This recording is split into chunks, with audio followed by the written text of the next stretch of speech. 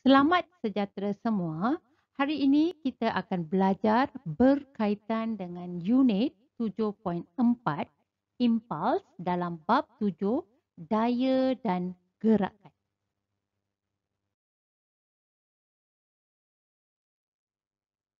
Impuls ditarifkan sebagai hasil darab daya F dan selang masa T semasa daya bertindak ataupun impuls sama dengan F darab dengan T. Ianya merupakan kuantiti vektor dan arah impuls sama dengan daya yang menyebabkan perubahan momentum. Apabila kita menggantikan nilai A sebagai nilai perubahan pecutan iaitu V tolak U per dengan T, kita akan dapat satu hubungan baharu untuk impuls di mana impuls sama dengan perubahan momentum iaitu MV tolak MU. Dan unit bagi impuls ialah Newton sesaat ataupun kilogram meter per saat di mana ianya sama unit dengan momentum. Seterusnya, mari kita lihat apa itu pula daya impuls. Daya impuls ditarifkan sebagai kadar perubahan momentum semasa perlanggaran ataupun letupan. Ianya juga merupakan kuantiti vektor dan arah impuls sama dengan daya yang menyebabkan arah perubahan momentum. Untuk daya impuls pula, apabila kita gunakan rumus F sama dengan ME, nilai daya impuls merupakan nilai perubahan momentum per dengan masa. Jadi, unit untuk daya impuls adalah Newton. Sekarang, mari kita lihat beberapa masalah penghitungan melibatkan impuls dan daya impuls. Soalan yang pertama, Rajah menunjukkan sebiji bola tenis dan seketul lumpur yang sama jisim iaitu 0.060 kilogram bergerak pada halaju 9 meter per saat dan menghentam dinding. Ketulan lumpur itu melekat pada dinding manakala bola tenis melantun semula pada kelajuan 6 meter per saat. Jadi, pelajar dikehendaki menghitungkan impuls bagi setiap objek tersebut. Jika kita jadikan jarak kanan, arah kanan sebagai positif, jadi bagi lumpur, ianya bergerak ke arah kiri. Jadi impuls bagi lumpur adalah nilai perubahan momentum dengan menggantikan nilai jisim dan juga halaju akhir dan juga halaju awal. Halaju akhir adalah kosong kerana lumpur melekat pada dinding manakala halaju awal telah diberikan dalam soalan iaitu nilai 9 dan ianya bergerak ke arah kiri. Sebab itu nilainya adalah negatif. Jadi, kita boleh menghitung impuls bagi lumpur ialah 0.54 Newton saat.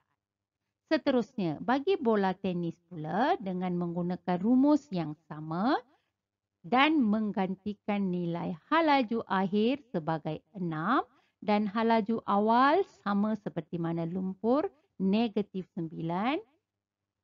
Jadi didapati impuls bagi bola tenis adalah 0.90 Newton sesaat.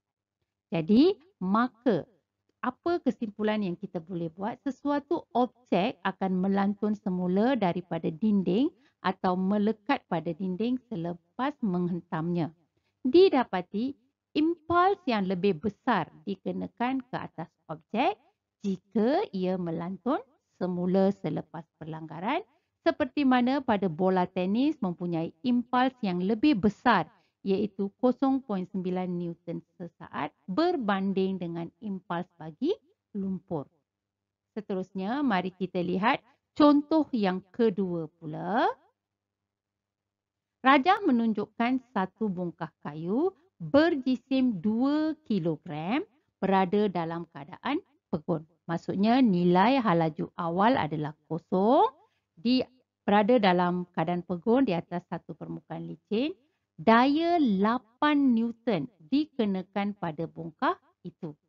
Jika daya bertindak selama 3 saat, kita boleh tentukan impuls terhadap bongkah itu dengan menggunakan rumus Ft. Jadi, dengan mendarabkan nilai daya 8 dengan masa, kita boleh tentukan impuls bagi bongkah itu adalah 24 Newton per Newton sesaat. Seterusnya, mari kita hitung pula halaju pada bongkah kayu selepas 3 saat pula. Jadi sekarang kita boleh menggunakan rumus impuls sama dengan mv tolak mbu dengan menggantikan nilai impuls yang kita tentukan daripada soalan A 24 dan menggantikan nilai jisim M, kita boleh tentukan nilai bagi halaju pada bongkah kayu selepas 3 saat iaitu 12 meter per saat. Jadi untuk menghitung nilai impuls, kita boleh menggunakan rumus impuls sama dengan Ft ataupun impuls sama dengan mv tolak mu.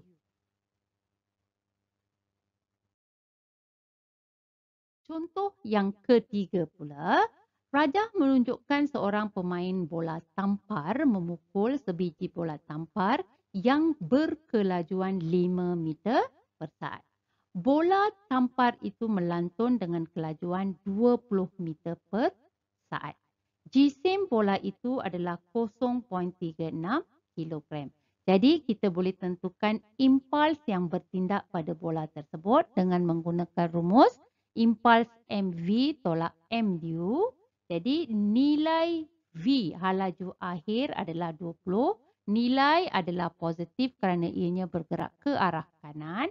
Manakala halaju awal adalah negatif 5 memandangkan bola bergerak ke arah kiri. Jadi impuls bagi bola ini adalah 9 Newton sesaat. Soalan B dikendaki pelajar menghitung daya purata yang bertindak ke atas bola ialah 300 Newton. Pelajar dikendaki menghitungkan berapa lamakah masa sentuhan antara tangan dengan bola itu. Jadi dengan menggunakan rumus impuls sama dengan Ft dan menggantikan nilai impuls 9 daya 300, kita boleh tentukan lama masa sentuhan antara tangan dengan bola adalah 0.03 saat. Seterusnya, mari kita lihat soalan yang keempat. Tiger Woods memukul bola berjisim 0.045 kilogram pada halaju 30 meter per saat. Jika masa impak ialah 0.005 saat, berapakah daya impuls yang dikenakan pada bola kayu golf itu? Dengan menggunakan rumus daya impuls. Sebab sekarang soalan dikendaki pelajar menghitung daya impuls. Ya. Jadi kita menggunakan rumus F sama dengan mv tolak mu per T. Dengan menggantikan nilai V, U dan T, kita boleh menghitung daya impuls yang dikenakan pada bola oleh kayu golf ialah 270 Newton.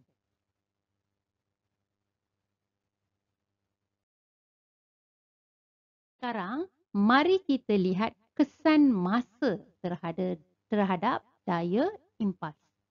Daripada rumus F sama dengan mv tolak mu per T, jika sekiranya kita menganggap perubahan momentum adalah malar, maksudnya kita boleh mendapat satu hubungan baharu daya impuls iaitu F sama dengan 1 per T. Hubungan ini menunjukkan bahawa apabila masa perlanggaran dipanjangkan, perubahan momentum berkurang dan daya impuls juga dapat dikurangkan.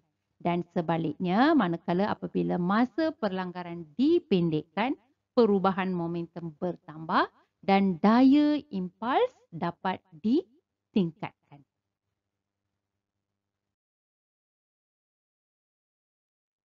Sekarang kita akan lihat contoh masalah melibatkan daya impuls. Pertama, mari kita lihat masalah yang melibatkan daya impuls yang dipertingkatkan. Yang pertama, ahli karate boleh memecahkan batu yang tebal dengan kelajuan tinggi dan pergerakan tangan yang laju untuk menghentam batu. Seterusnya, alu lesung digerakkan ke bawah dengan laju dan berhenti dalam tempoh masa singkat bagi menghancurkan makanan yang ditumbuk disebabkan oleh penghasilan daya impuls yang tinggi.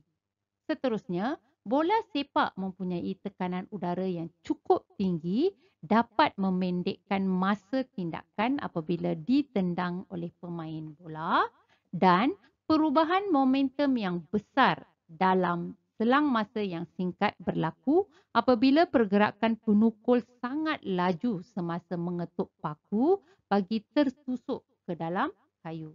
Dan akhir sekali, pelantak cerucuk dinaikkan pada satu ketinggian sebelum dijatuhkan dengan cepat bagi memaksa cerucuk masuk ke dalam tanah. Jadi ini adalah contoh-contoh di mana daya impuls yang dipertingkatkan. Seterusnya, mari kita lihat contoh yang melibatkan daya impuls yang dikurangkan. Dalam sukan lompat jauh, atlet membengkokkan lututnya semasa mendarat bagi memanjangkan masa hentaman supaya dapat mengurangkan kecederaan dengan mengurangkan daya impuls. Seterusnya, tilam tebal digunakan dalam aktiviti lompat tinggi bagi mengurangkan masa pendaratan dan mengurangkan kecederaan. Dan yang contoh yang ketiga yang melibatkan daya impuls yang dikurangkan, polistirena digunakan dalam pembungkusan bagi memanjangkan masa impak semasa objek terjatuh.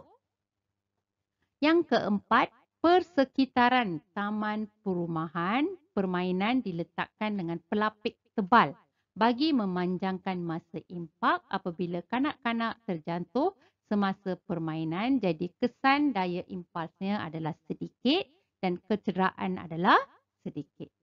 Seterusnya, apabila seorang peninju melihat lawan ingin menumbuk kepalanya, beliau akan menggerakkan kepala ke belakang untuk mengelak dan bagi meningkatkan masa untuk menghentikan tumbukan lawannya. Dan yang terakhir, dalam permainan baseball, pemain menangkap bola yang dipaling ke arahnya dengan menggerakkan tangan ke belakang bagi memanjangkan masa untuk perubahan momentum berlaku.